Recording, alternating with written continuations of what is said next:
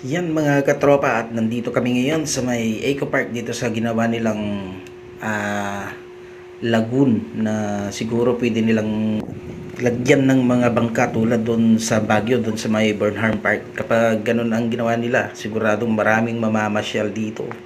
At kung medyo maliwaliwanag pa yung ilaw, talagang siguro maraming nakatambay dito na hanggang sa kahit magabihan. Kung nakikita nyo yung mga ilaw na yan hanggang dun sa dulo, yung paikot na ilaw na yan, tapos pabalik dito sa pinanggalingan namin, ay lalakarin namin yan. Bibilangin namin kung ilang steps yan, simulan sa pinanggalingan namin hanggang matapos. Yun, good evening mga katropa, at nandito na naman tayo ayun sa may Eco Park. Dito naman tayo maglalakad yan sa ginawa nilang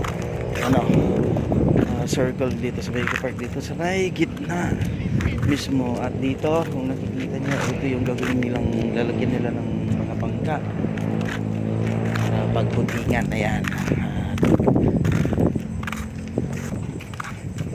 dati nga pag naan nga binigat nga.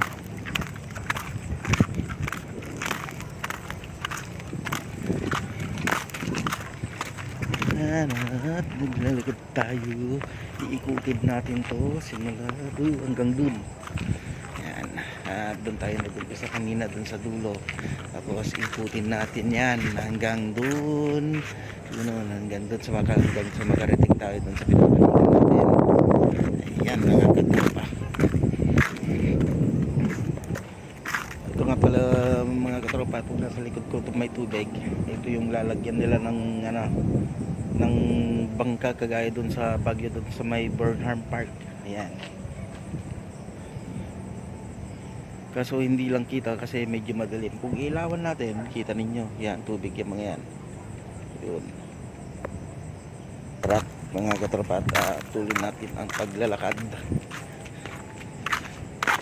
Okay, kasama natin si Mrs.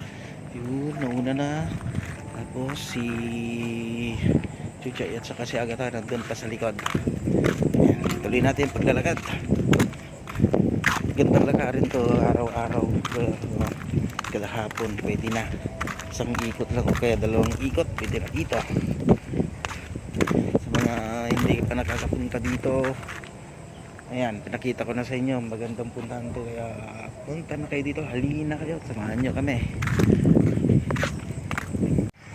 Ayun, at tingnan natin yung ginawa nilang dito, tawag dito. Kaya yan, bali magandang puntahan pa yan pag natapos. Pwede tayong pumunta dyan para tumambay. Baro. Yun, Baro. Gorichay. Ayan, Pwede kayo tumaas. nakikita niya. Oh. Tapos may daanan papunta doon. Naka-open na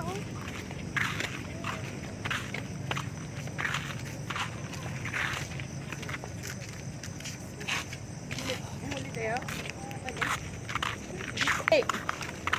Ay, hindi pwede. Wala, parang haunted. Di ba?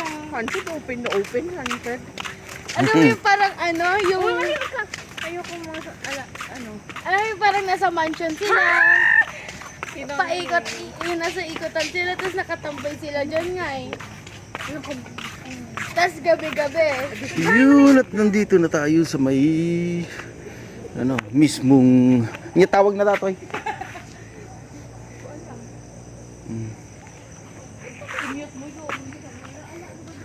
So, may kilabutan ako. Dito ngayon sila boy, madre. Nandun sila gabi. Ayun meron dun. Ito yung kabuuan yung lalakarin namin ngayon. Simula dun sa may ilaw na yun, yun yung dulo. Ayan, ito yung circle pa lang ang tatawag ko dito, kasi hindi ko pa alam, hindi pa namin alam kung ano talaga yung ilalagay na nito na pangalan. Ayan, ganda no, kulang pa to, marami pa silang ilalagay dito. At yan naman yung pinaka sentro. Ayan, yan yung sentro nya. Oh, tingnan, ganda no. Mamaya pipicture na kukuhanan din natin ng video pag nakarating na tayo dun sa pinanggalingan.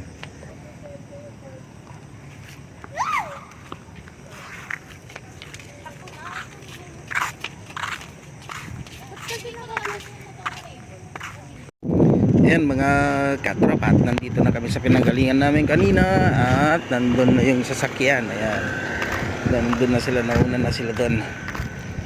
Dito kami nanggaling kanina.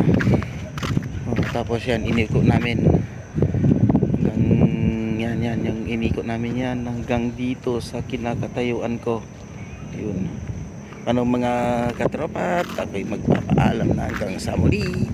Yan mga katropang trucks, dito tayo pipisto ngayon, dito sa may malapit dito sa bangka.